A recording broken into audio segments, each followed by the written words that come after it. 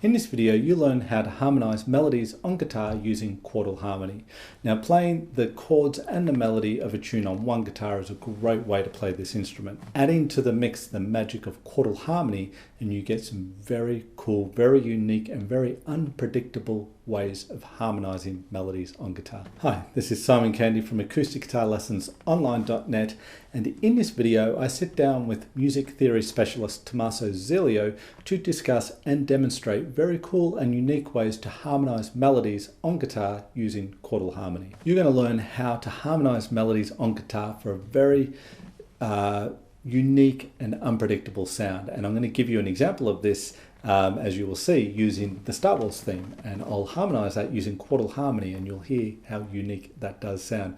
We'll also look at ways that you can create a variety of moods on the guitar using Quartal harmony without needing anyone else to play along with you, but sound nice and full at the same time.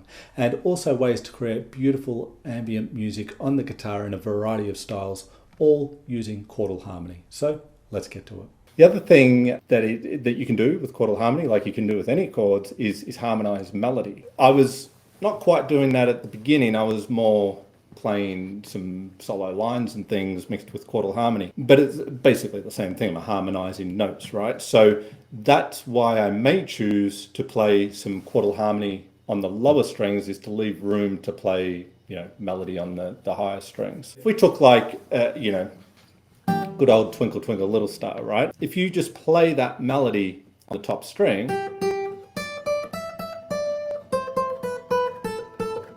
we can harmonize each one of those notes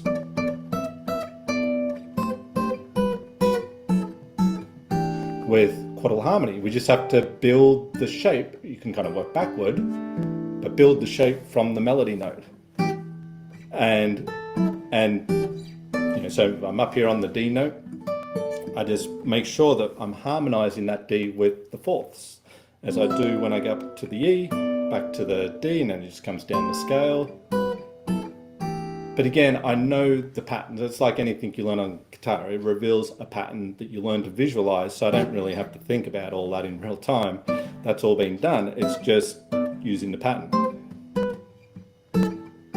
Now, if I wanted to take that melody and get a little bit more separation between the harmony and the melody itself, here I'm sort of playing it all together. It's on 4 strings. I could use, as I was saying before, Quartal shapes on the lower strings.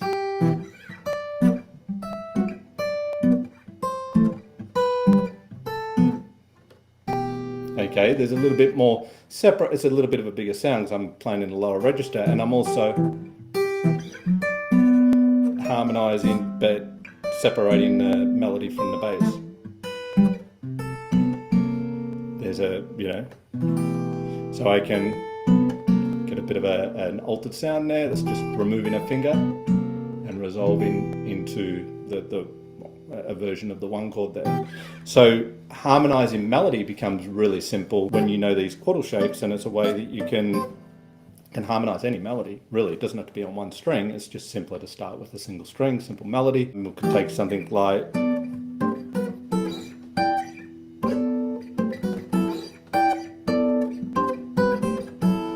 okay, so hopefully we all know what that is, even though we are harmonizing in fourths. So Star Wars, right? Now, I don't have to even harmonize every note necessarily. Like, I could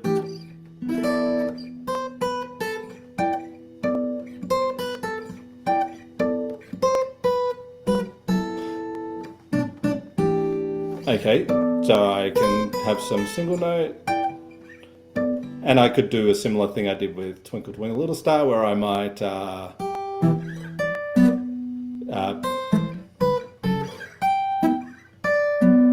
play on the lower strings and keep the melody where it is. So again, a little bit more separation, a little bit of a bigger sound.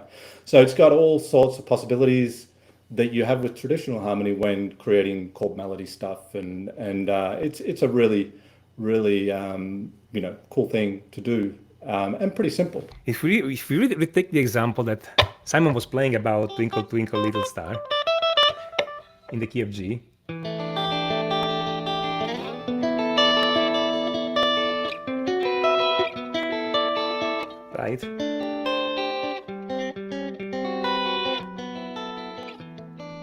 just playing those chords, ignore, and just taking the notes of the melody, play them on top. But then I ignore the rhythm, I ignore the original song, and I just use this to create a chord progression, and I just arpeggiate that coming back, right?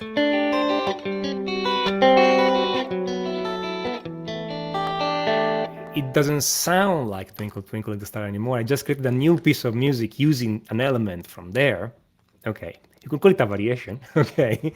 And you've heard what I just played. In several sitcoms, okay, or in the older sitcoms or science fiction movies and other stuff, I'm pretty sure they were doing exactly that. Let's take a fragment of a scale or a melody I know already, and let's just put chords under these and just arpeggiate them. And some people here was writing that I'm playing with chord harmony on a synth in Ableton right now, and I'm learning a lot about how tense thing can sound. It's so cool. And it is, because if you take a synth and sustain all those notes, and then especially with some synth sound, it can be really crunchy, okay? Just perhaps one more way you could work with Quartal harmony is to play it over droning strings to create a tonal center. I'll just stick with G here to keep it simple. But if I was to drone a low E string and then play the G shapes, then that's giving me, I'm really playing E Aeolian, right? A mode of G, the sixth mode of G. So I can just create a nice Aeolian mood, if you like, using Quartal harmony across the drone of the low E string. Or I could use the A string and use the same shapes. And now I'm playing in the tonal center of A Dorian, second mode of G. I come back to the E, back to the A, etc. Right? You could create a little groove or just play very rubato or whatever you wanted to do, but just to explore the sound. And any mode with a root of E or A, you can explore. If I wanted to play like Phrygian, E Phrygian,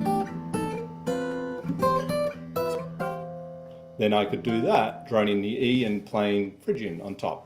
Third mode of C major, so you could just think of C if you wanted, but all the same, you're in E Phrygian there. So droning it over chords, playing the chords over droning strings is very cool. And if you wanted to play like an A blues and use these shapes, again, just with G major, if we were to play the G major shapes, staying in G, even though we're not really going to be in G here, but if we're using the shapes of G and we play them over an A blues, that's giving us the Dorian blues, right? We can play G major over the top of a blues, A blues, and get the Dorian blues sound. So we could do that with the Quartal harmony, and I pick A because I've got the roots of the three chords of A blues on my lower string. So it could be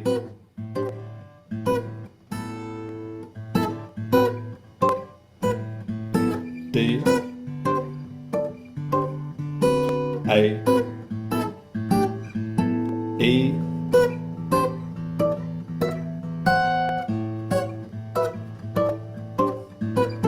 so that's just playing through a 12-bar blues, and I'm only playing G shapes with the Quartal harmony, but of course they're reacting to the chords in various ways. And so these are just some ways that you can get up and going with it. I could have played through that and followed sort of the key center and played A mixolydian, D mixolydian, E mixolydian, all those things, but it's simpler just to stay in G for the moment, or the A Dorian really. If you like this video, then you will love this ebook audio I've created for you called Awesome Acoustic Rhythm Techniques that will transform the way you play your guitar. In this ebook, I take you through one of the most common chord progressions in music, What's not so common are the approaches we will apply to this progression. You learn how to use embellishments and extensions to decorate the progressions you play, much like a pianist would, resulting in very cool, unique, and sophisticated sounding music. You also learn great ways to play rhythm fills that can punctuate the space between your chord changes. This is much like the rhythm guitar playing of Jimi Hendrix. So click the link in the description below this video and download your free ebook audio,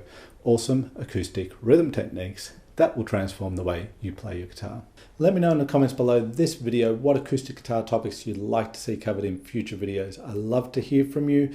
I love to read your questions and I answer them. So don't be shy. Let me know. Drop me a line below. If you like this video, then hit that like button. If you haven't already, subscribe to the channel and hit the all-important notification bell button so YouTube can tell you when I've released a new video. This is Simon Candy from acousticguitarlessonsonline.net. As always, thank you for watching this video. I really appreciate your time and I look forward to seeing you in the next video.